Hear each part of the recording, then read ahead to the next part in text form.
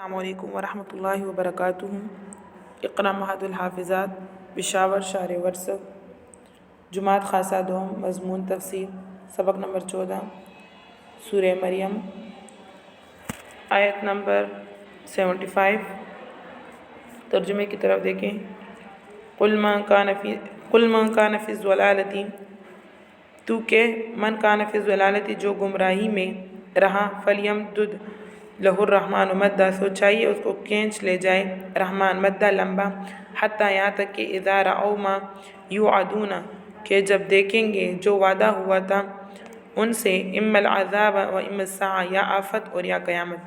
فسیعلمون من ہوا شر مکانہ، سو تب معلوم کر لیں گے من ہوا شر مکانہ، کہ کس کا مکان برا ہے، واضعف جندہ، اور کس کی فوج کمزور ہے، ویزید اللہ الذین، اور بڑھاتا ہے اللہ تعالیٰ ان لوگوں کو جو ہدایت پر ہدن،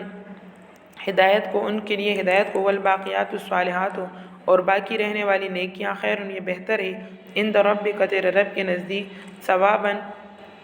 بدلے کے لحاظ سے، خیر مردہ، اور بہتر پھر جانے کو جگہ ہے۔ افرأیت، بلا تو نے دیکھا، الذی وہ کفر بآیاتنا، کہ جو منکر ہوا ہماری آیتوں کو، وقال، اور کہا، لأوتین مالا، کہ کہا مجھ کو مل کر رہے گا، مالا مال، وولدا اور اولاد، اطلع الغیب، کیا جھانک آیا ہے، ام اتخذ عند الرحمن، یا اطلع الغیب، کیا جھانک آیا ہے غیب کو، ام اتخذ عند الرحمن، یا لے رکھا ہے رحمان سے عہدا وعدہ، کلا ہرگز نہیں، سنکتب، ان قریب ہم لکھ دیں گے، ما یقول جو وہ کہتا ہے، ونمد لہ من العذاب، اور بڑھاتے جائیں گے اس کو، من العذاب مدہ، عذاب میں لمبا، ونرثہ ما یقول ویاتینا فردا، اور ہم لے لیں گے اس کے مرنے پر جو کچھ وہ بتلا رہا ہے، اور آئے گا ہمارے پاس اکیلا، واتخذوا من دون اللہ، اور پکڑ رکھا ہے لوگوں نے اللہ کے سوا، آلہۃ معبودوں کو، لیکون لہم عزا، تاکہ وہ ہو ان کے لیے مدد، کلا ہرگز نہیں، سیکفرون، وہ منکر ہوں گے، بعبادتہم، ان کی بندگی سے، ویکونون علیہم ضدا، اور وہ ہو جائیں گے ان کے مخالف۔ ان آیات کی تفسیر کی طرف دیکھیں۔ یہاں پر فرماتے ہیں، قل من کان فی الضلالۃ فلیمدد لہ الرحمن مدا، یہاں پر فرماتے ہیں کہ جو خود گمراہی میں جا پڑا ہے اسے گمراہی میں رہنے دو، کیونکہ دنیا جانچنے کی جگہ ہے، یہاں ہر ایک کو عمل کی فی الجملہ جو ہے وہ آزادی دی گئی ہے۔ اللہ تعالیٰ کی عادت کا تقاضا اور حکمت کا تقاضا یہ ہے کہ جو اپنے کسب اور ارادے سے کوئی راستہ اختیار کر لے، اس کو نیک اور بد سے خبردار کر دینے کے بعد اسی راستے پر چلنے کے لیے ایک حد تک اسے آزاد چھوڑ دے۔ اسی لیے جو بدی کی راہ پر چل رہا ہے اس کے حق میں دنیا کی یہ خوشحالی، یہ تباہی کا نمونہ ہے، نیک اور بد جو ہے یہاں پر ملے ہوئے ہیں، اور آخرت میں پوری طرح سے یہ جدا ہوں گے، اصلی برائی وہاں پر ملے گی۔ آگے فرماتے ہیں، حتیٰ اذا رأوا ما یوعدون، اما العذاب و اما الساعہ، فسیعلمون من هو شر مکان واضعف جندہ، یعنی کفار مسلمانوں کو ذلیل اور کمزور سمجھتے ہیں، اور اپنے آپ کو طاقتور اور معزز سمجھتے ہیں، اپنے عالیشان محلات اور بڑی بڑی فوجوں پر اتراتے ہیں، تکبر کرتے ہیں، کیونکہ اللہ تعالیٰ نے ان کی باغ ڈیلی جو ہے وہ چھوڑ رکھی ہے۔ جس وقت گلا دبایا جائے گا، خواہ دنیاوی عذاب کی صورت میں ہو یا قیامت کے بعد، تب پتہ لگے گا کہ کس کا مکان برا ہے اور کس کی جماعت کمزور ہے۔ اس موقع پر تمہارے سامان اور لشکر یہ کچھ کام نہیں آئیں گے۔ آگے فرماتے ہیں، وَيَزِيدُ اللَّهُ الَّذِينَ اهْتَدَوْا هُدًى، یہاں پر فرماتے ہیں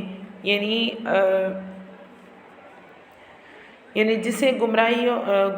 جیسے کہ گمراہ لوگوں کو گمراہی میں لمبا چھوڑ دیا ہے، ان کے مقابل میں جو لوگ ہدایت پر ہیں تو ان کے لیے ہدایت کا راستہ جو ہے وہ اختیار کر لیا، اور ان کی سوجھ بوجھ اور فہم اور بصیرت کو اور زیادہ تیز کر دیتا ہے، جس سے وہ اللہ تعالیٰ کی رضا اور خوشنودی حاصل کر سکتے ہیں۔ یہاں پر فرماتے ہیں، والباقیات الصالحات خیر عند ربک ثوابا وخیر مردہ۔ باقیات الصالحات کی تفسیر میں مختلف اقوال ہم سورہ کہف میں پڑھ چکے ہیں، آپ لوگ جو ہیں میں آپ لوگوں کو پڑھا چکی ہوں سورہ کہف میں، اور یہاں پر مختار قول یہی ہے کہ اس سے مراد وہ تمام طاعات اور نیک کام ہیں کہ جن کے فوائد باقی رہنے والے ہیں۔ مردن کا لفظ بمعنی مرجع ہے، مراد اس سے انجام اور عاقبت ہے۔ تو آیت کی مراد واضح ہے کہ اعمال صالح ہی اصل دولت ہے اور جس کا ثواب بڑا اور انجام دائمی جو ہے وہ راحت ہے۔ آگے فرماتے ہیں افرأیت الذی کفر بآیاتنا وقال لأوتین مالا وولدا۔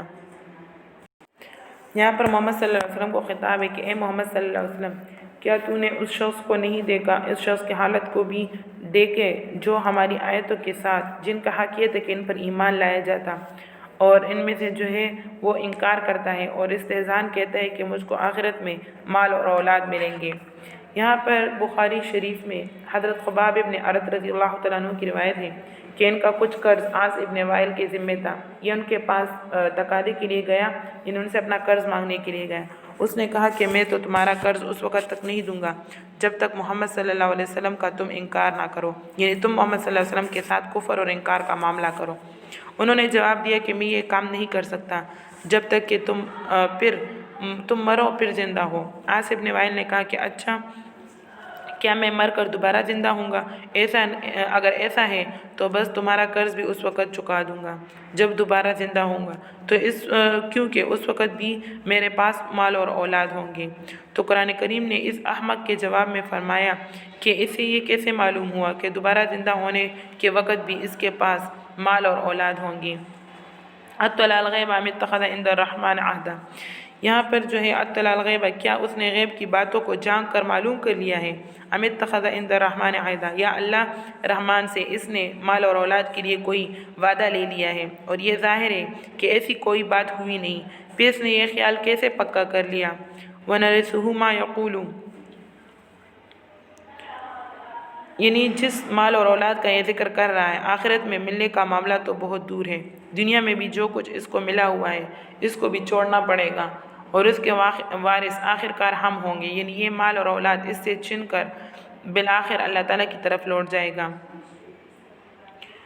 وَيَقُولُ وَيَأْتِينَ فَرْدًا مَا يَقُولُ وَيَأْتِينَ فَرْدًا، اور قیامت کے روز یہ اکیلا ہمارے دربار میں حاضر ہوگا، نہ کوئی اولاد ساتھ ہوگی اور نہ کوئی مال۔ وَاتَّخَذُوا مِن دُونِ اللَّهِ آلِهَةً لِيَكُونُوا لَهُمْ عِزًّا كَلَّا سَيَكْفُرُونَ بِعِبَادَتِهِمْ وَيَكُونُونَ عَلَيْهِمْ ضِدًّا، یعنی مال اور اولاد سے بڑھ کر اپنے جھوٹے معبودوں کی مدد کے یہ لوگ امیدوار ہیں کہ وہ ان کو خدا کے ہاں بڑے بڑے درجے دلائیں گے، حالانکہ ہرگز ایسا ہونے والا نہیں ہے۔ یہ صرف جو ہے انہوں نے اپنے دماغوں میں یہ بات پکا کر کے رکھا ہے۔ وَيَكُونُونَ عَلَيْهِمْ ضِدًّا، یہاں پر فرماتے ہیں کہ یہ خود انہوں نے جو بت تراشے ہوئے ہیں اور معبود باطل جن کی عبادت یہ لوگ کرتے ہیں، تو یہ اس لیے کرتے تھے کہ یہ ان کے مددگار ہوں گے محشر میں، تو اس کے برعکس یہ ان کے دشمن ہو جائیں گے۔ اللہ تعالیٰ ان کو نطق اور یعنی گویائی اور زبان عطا فرمائیں گے، اور یہ بولیں گے کہ یا اللہ ان کو عذاب اور سزا دیجیے کہ انہوں نے تجھ کو چھوڑ کر ہمیں معبود بنا لیا تھا۔ صدق اللہ العظیم، وآخر دعوانا ان الحمد للہ رب العالمین۔ السلام علیکم ورحمۃ اللہ وبرکاتہ۔